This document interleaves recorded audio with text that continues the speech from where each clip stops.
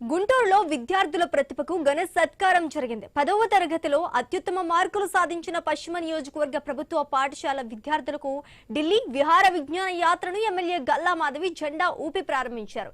8 ప్రభుత్వ పాఠశాలల నుంచి 550కు పైగా మార్కులు సాధించిన 39 మంది విద్యార్థులు, 12 మంది ఉపాధ్యాయులతో కలిసి మొత్తం 51 మంది ఈ యాత్రకు వెళ్తున్నారు.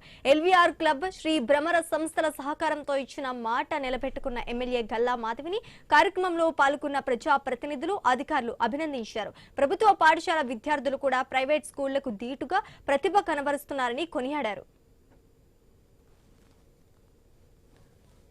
అందులో మన దేశ రాజధాని అయిన ఢిల్లీకి తీసుకెళ్తూ ఉన్నాము.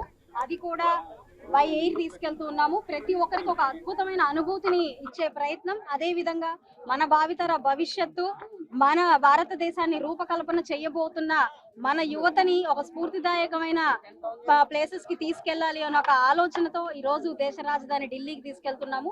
మరి అక్కడ Rashtrapati Bhavan, parliament, India gate, red fort, Mahatma Gandhi ghat, ఇలాగా మన హిస్టారికల్ ప్రదేశాలన్నింటినీ కూడా మన పిల్లలకి చూపించే ప్రయత్నం చేస్తున్నాం. అదే విధంగా కేంద్ర మంత్రి వర్యులు పెమ్మసాని చంద్రశేఖర్ గారి అశేష కృషితో, వారి యొక్క ఆశీర్వాదంతో వైస్ ప్రెసిడెంట్ రాధాకృష్ణ గారితో కూడా హైటీ ఏర్పాటు చేయడం జరిగింది.